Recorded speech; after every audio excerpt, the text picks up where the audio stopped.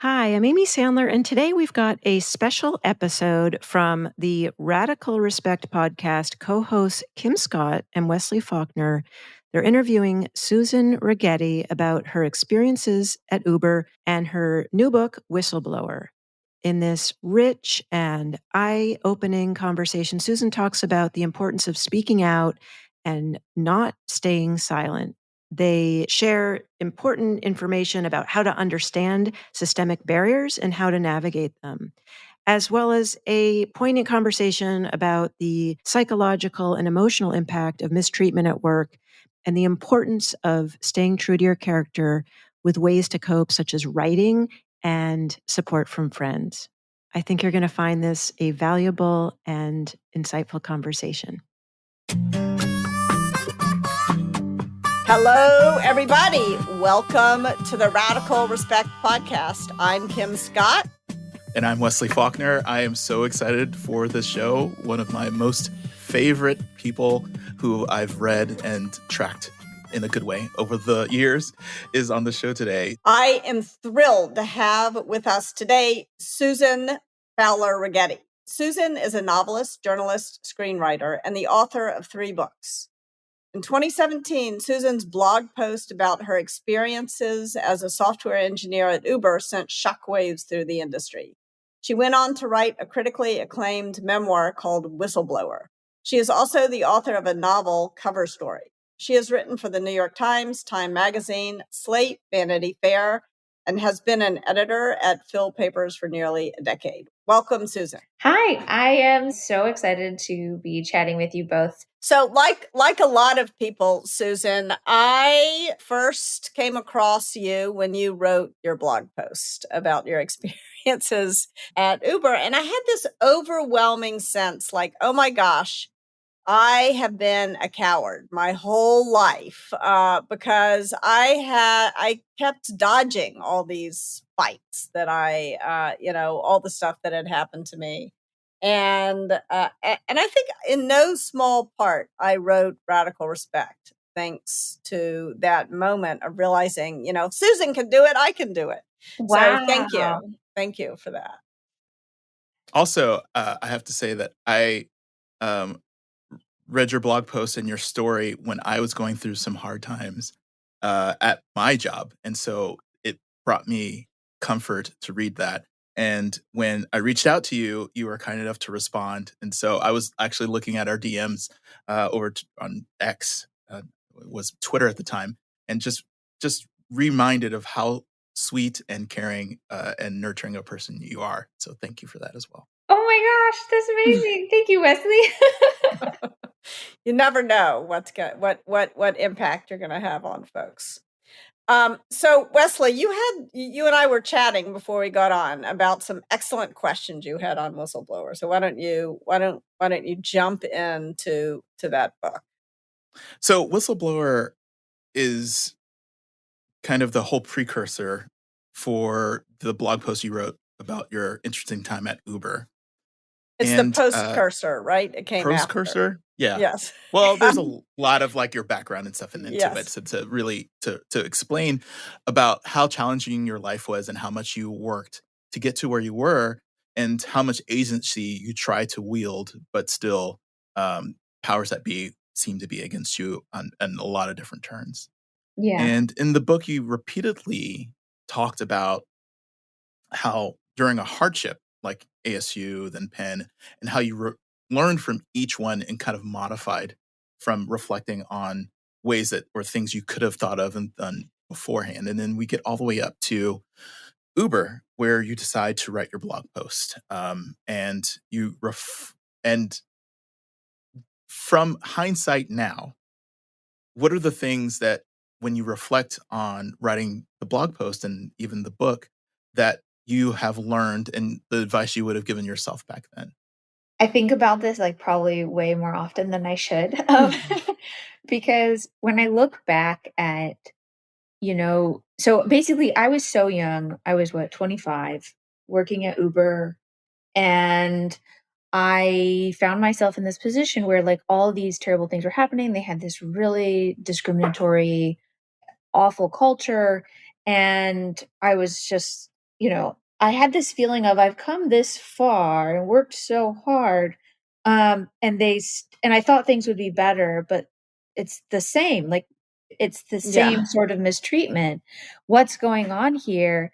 And I think, at that point, I had been quiet for so long, and growing up growing up in poverty, seeing the ways that there were these systemic things that kind of kept me and my family in poverty, kept the people around me in poverty, trying to break out of that, then getting into college and seeing that there were also things there, administrative, bureaucratic things that kept people kind of in their place, and saying like, oh my gosh, I have to break out of that, I don't know how. And that, instead of doing anything, I just kind of ran away from that problem and thinking it would be better. Okay, I just have to get to this next place, get to this better place, get to this like more enlightened place. And it was the same stuff. It was just like more entrenched, systemic mistreatment of people. And I was like, wait a second, this is enough. And the thing that was so frustrating was I felt like no one inside the company was listening, right? Like no one in power was listening. And it's not surprising, right? They were the ones who had built up and benefited from all these barriers that they put in place and all these different things that they did, like all their different HR policies to like cover up mistreatment to protect people that they considered high performers, which is just so absurd. Yes. And then I just had enough. And so looking back, it's like, I really do think, if I could look at my younger self and just say like, this is how it is. You can't necessarily break it or see how to break it from the inside. You have to step out. And you also can't succeed in corrupt systems. Like there are so many times when I look back at things that I'm like, I was trying to figure out, how do I succeed in this place where the culture is just totally broken? You can't succeed in a place that rewards misbehavior and rewards the wrong things, right? Yeah. And so my biggest advice to myself would be get out. Get out. Uh, Which you did. I mean, you did get I out. did. Don't forget to quit. That was some of the best career advice that Yes. anybody ever gave me. And then also, not being afraid to say what's going on, Yeah. right? Is because up until that point when I was at Uber, when something happened, like I would raise my concerns for a while, but then when people weren't listening or didn't seem to care, or I would get, negative consequences for it, I would just not say anything. I would just kind of shut up and move on quietly. And this time I was like, no, no, no more of that, right? Yeah. Like that Yeah. wasn't I had kind of gotten to the point where it was so absurd that I didn't care about the consequences. I was like, okay, fine. What are you going to do to me that To you me already now. haven't done? And that's the benefit of youth, right? Is that I was young enough that like, I didn't have kids at the time, didn't have a mortgage, didn't have all these things where it was like, okay, I can burn my life down and it won't hurt me. And that was also another thing. Sorry, I could just go on forever. No, Oh, Really go please please. do. on I, from Yes. this. Is that not everyone can do that, right? yeah. Because Mhm. looking at so many of my colleagues, I would talk to them and I would say, you know, what's going on? Why aren't you saying anything? Why aren't you doing anything? They'd be like, well, I'm on a work visa. If I speak up, I get fired. I have to leave. What's going to happen to my family? What's going to Yeah. happen to this life we're building? And those kinds of things are the things that keep people in situations that are terrible for them because they can't say anything. And, in the years since, I've talked to, oh my gosh, probably thousands of people at this point who find themselves in really sticky situations where they're being mistreated, they're being discriminated against, they're dealing with harassment, retaliation. And then they have a list of like, here's the reasons why I can't say anything. Yeah. And to me, that's like one of the most important things for people who can speak up, like me in that situation, is like, okay, if you have nothing to lose, or if you can make a list of the things you can lose and be okay with it, then I do think there is kind of that responsibility, because there are a lot of people who would speak up, but they can't, right? It would come at such an intense cost to their family. I think, though, that you did have what to lose, and you also had what to gain. I think part of as I look back at my career, as I sort of looked myself in the mirror after I read your blog post, and I thought, why didn't I speak up in some of these other situations that I had been in. And I also didn't have much to lose, but there was also a lot to like. I had a lot of unvested stock options, and Yeah. I mean, I feel kind of ashamed to admit that I allowed money to silence me. But if I'm honest, that was a big part of why I was silent. It's like if I can Yeah. just suck it up and deal with this for another few years, I'll be, then I can go write my novels, which we'll talk about in a minute. You know, That's really common, and I think it makes, like, places like Silicon Valley, where historically that's been, like, one of the biggest, that's, like, the way that you get paid, right? It's like you'll get, like, a good salary, but then you'll get a giant pile of stock options yeah, when you think about the value, you're like, "Okay, if I just tough it out, if I just stick through it, yeah. then it'll be worth it, and then I can do whatever." And, I've heard that from a lot of people where they say, like, "Well, I didn't say anything because I knew if I stuck around for another 2 years, who cares if they treat me poorly, if that at the end of that I have enough money." And it's It's a hedonic treadmill. it You it gotta is. be Yeah. sure that you Yeah. know when you're gonna get off that thing. And Mhm. I also think that, like, when you think about also what there is to gain, one of the things that I look at when I look at, like, things that I regret in my life and then things I'm proud of is, like, anytime that I did something that I felt was, like, true to my character, or true to who Mhm. I want to be and who I aspire to be, those things are sometimes the most uncomfortable things, they're the most painful things, but then I look back and I'm like, "Wow, am I ever glad I did that?" Like, Yeah. I'm so glad that I took that step. It came at such a huge cost in all these other ways, but I can look back and say, "Wow, I am so glad I did that." Like, I'm proud of myself, and you can't, like, stock options can't buy. I know it sounds No. so trite, but, like, really, they can't buy you that ability to look at yourself and be like, "Okay." I am me. Like, there's not enough money in the world that is worth trading that off. Yeah. Or I have agency, like, to help. Also, the other thing I think about, speaking of money, is, like, I would honestly pay to not be treated that way, Yeah. right? Think of, like, Yes. how awful it is to endure that kind of mistreatment, and you Yeah. think, I would give anything to not be treated that way." And, Yes. you can put that price on your stock options. If Yeah. anybody listening is in this situation, think about how much money you would pay to not be, Yes. right? Not to be disrespected, Yeah. Yeah. And continually. also they say that, when you on your deathbed, the things that you might be thinking about are the regrets. Yeah. And carrying that for so long, is takes a toll, and that has a price as well. Yeah. And I Yeah. bet, if you, like, fast forward 50, 30, 60 years, depending on how long your lifespan is, you probably would have paid, like, 3, 4 times as much as those stock options or grants, just so you don't have to live with Absolutely. that thought.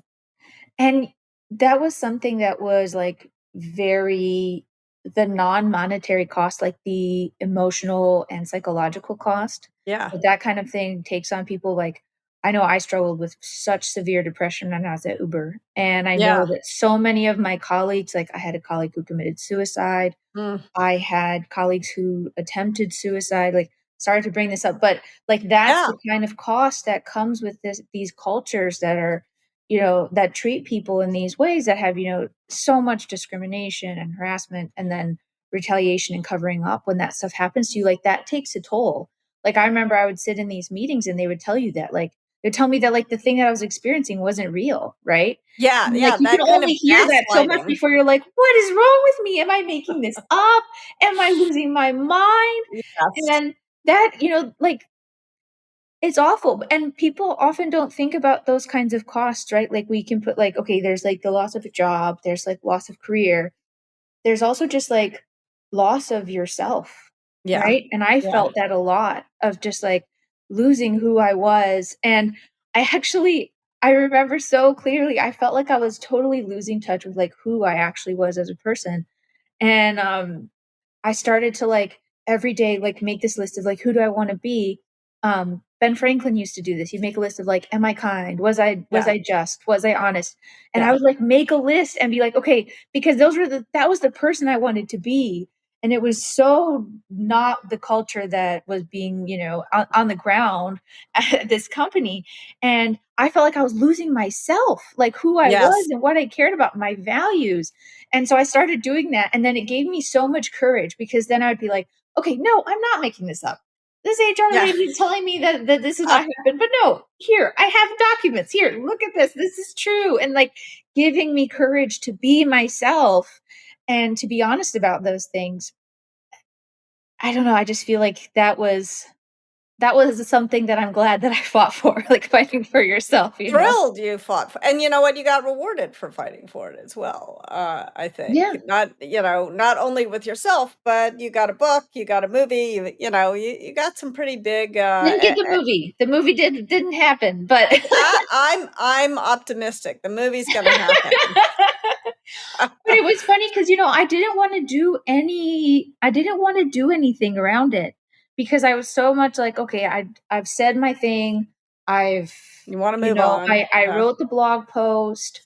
I'm done. I've said what I have to say. I didn't do interviews. I didn't do any interviews until, like, what, 10 months after? Mhm. Because I didn't want anyone to look at me and say, "Oh, she just did it to be famous," or, "Oh, Yeah, she just right. did it to Yeah. get attention," or, "She just wanted to be on TV," or any of this stuff. Yeah. And then I decided to do the book because people had all these stories about me that they had about who I was and where I came from and why I did it. And I heard people saying these stories back to me, and they would say them in the news, and I'd hear it from reporters. I was like, no, none of this is who I am. None of this Yeah. is real. You have no idea who I am. You have no idea where I came from. You have no idea why I did this. Yeah. And so I said, okay, I'm going to write a book and I'm going to set the record straight about who I am. And a lot of places and people only wanted to hear the Uber stuff. And I Yeah. said, no, no, no. It starts so much far, like you have to go back. Because if you Yeah. just look at this, it's just like, oh, this woman without any context decided to do this thing. It was brave. Yay. We all Yeah. cheer. When the reality is, like, I came from a very strange background, and I had fought so hard and I had learned so many lessons because this wasn't the first time. And I Yeah. knew what to do because I'd been through this before and I hadn't done Yeah. that. Right? Like Yes. I had learned all those lessons. And then when it happened at Uber, I was ready. Like I knew how to document everything. Yeah. I knew how to find out what the law was. I Yeah. knew how to I knew what to do. But that was only because it wasn't like I was just like some perfect person who knew what to do just from nowhere. Like, no, Yeah. I had practiced in really terrible situations before. Yeah. And that's why I knew. And so that's what I wanted to give people, is just be like, here, Here's this the is how playbook. I learned, right? Yeah. Read where I came from so that you can see how I got to this point. And to me, that I hope is helpful to people, because that's the only way I can explain it. Because then when people say, well, how did you know what to do? It's like, well, this thing happened when I was younger, and this thing happened, and this thing happened. And from each one of those, I learned these different pieces that otherwise I wouldn't have known how to do.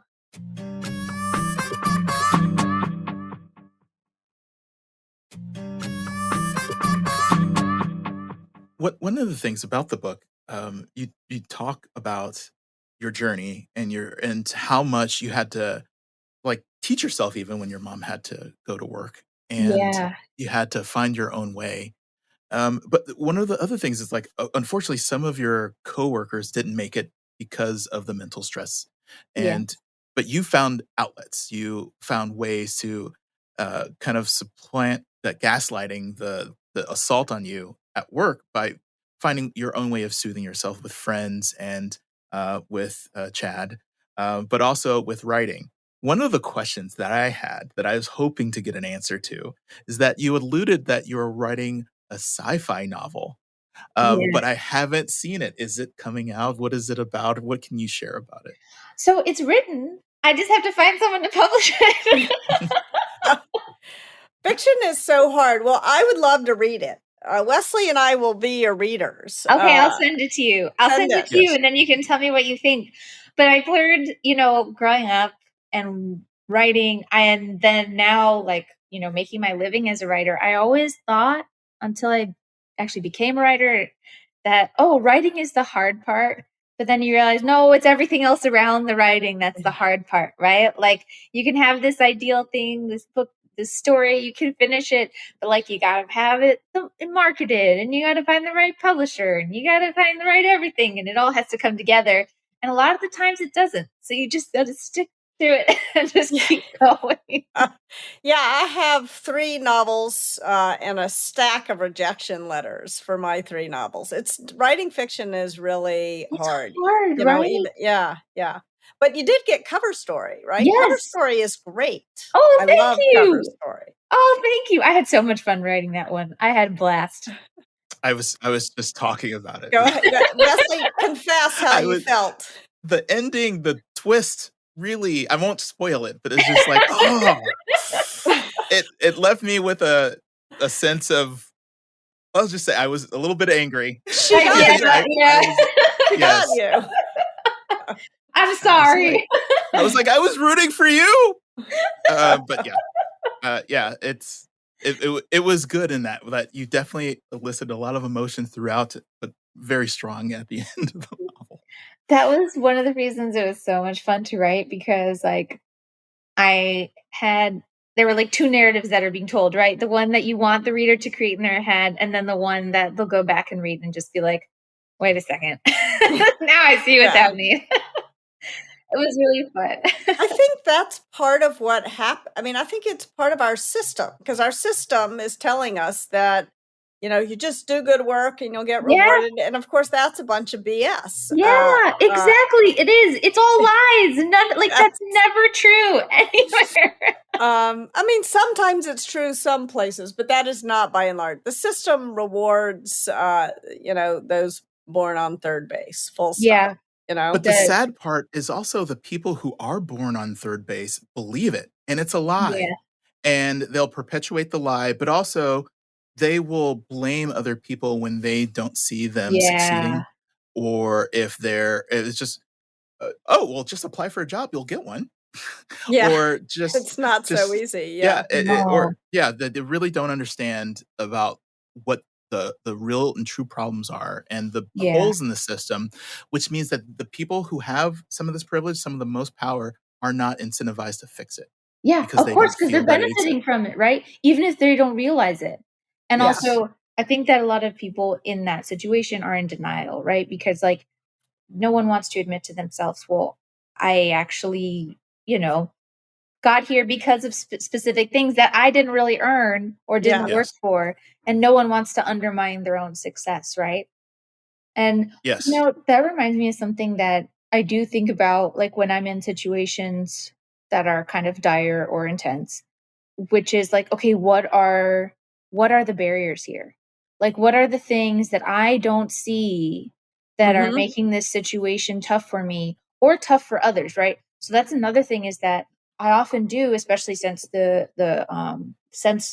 Uber blog post, like people come to me and they ask for advice, and I try as much as I can to help them. Sometimes I'm stumped because I'm like, I don't know. And then so I have to think like, okay, what are the barriers here? What are the things that are keeping the systemic things that are keeping this person in this position where they are being treated this way, or where they can't improve their life, or where they don't know what to do and they're stuck?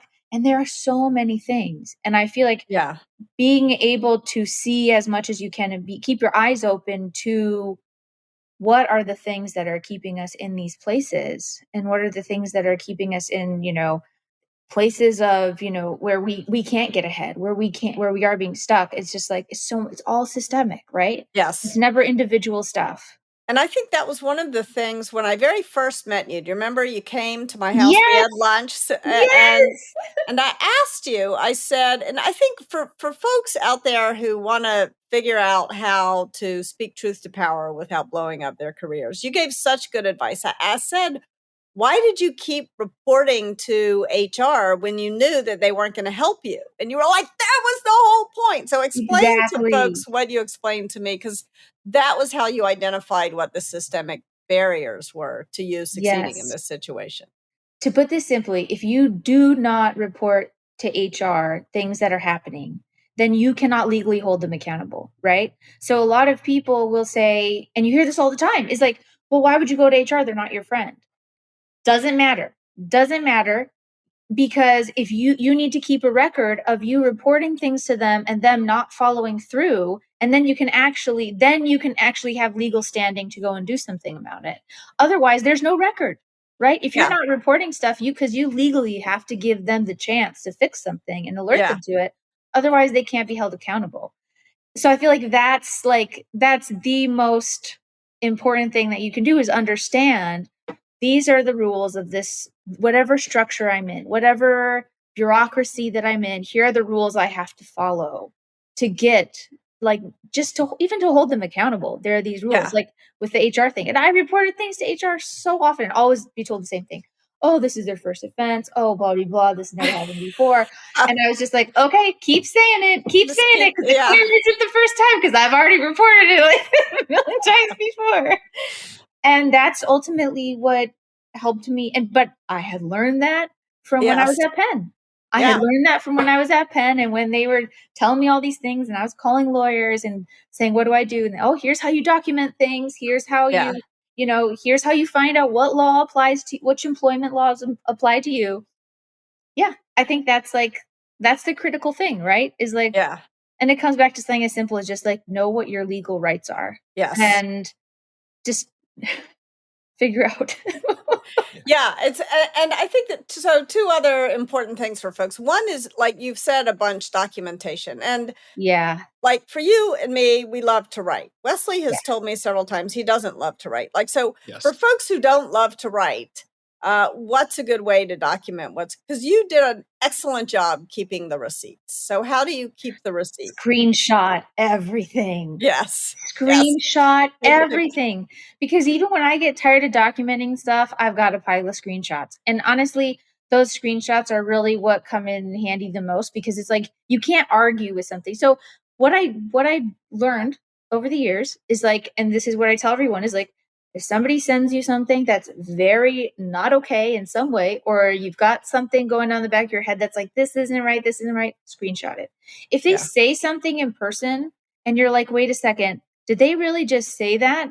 What do I do? How do I avoid this becoming a he said, she said thing?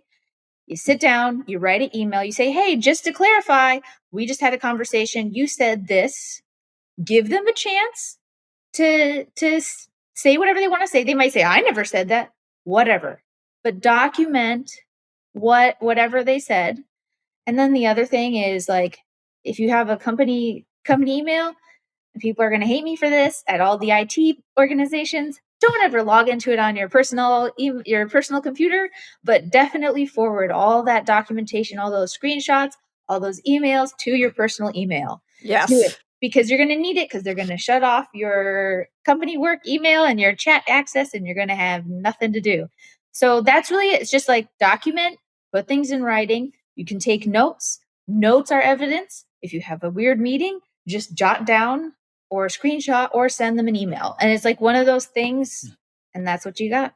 Right. Those are great tips. And I wish we could talk forever, but I know we're short on time, and we have to let you go. But one of the things in your book is that you mentioned your dad and your mom as really great examples. And you also talk at the beginning of the book about that your daughter, hopefully she comes into a world that she doesn't recognize. And so if you're looking for ideas for your next book, I would love for you to be able to distill your knowledge and how, now being a mother for this amount of time, what you're passing on to the next generation to try to change the world. But thank you so much for being on the show, and we really, really appreciate you spending the time. Thank you so much. It's so wonderful. And you know what? I'll come on again if you ever want.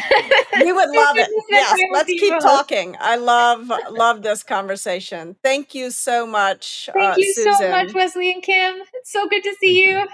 Great to see you. Take care, everybody, and we'll see you next week. The Radical Candor podcast is based on the book Radical Candor, Be a Kick-Ass Boss Without Losing Your Humanity by Kim Scott. Episodes are written and produced by Brandy Neal, with script editing by me, Amy Sandler. The show features Radical Candor co-founders Kim Scott and Jason Rosoff and is hosted by me, still Amy Sandler. Nick Carissimi is our audio engineer. The Radical Candor podcast theme music was composed by Cliff Goldmacher. Follow us on LinkedIn, Radical Candor the Company, and visit us at radicalcandor.com.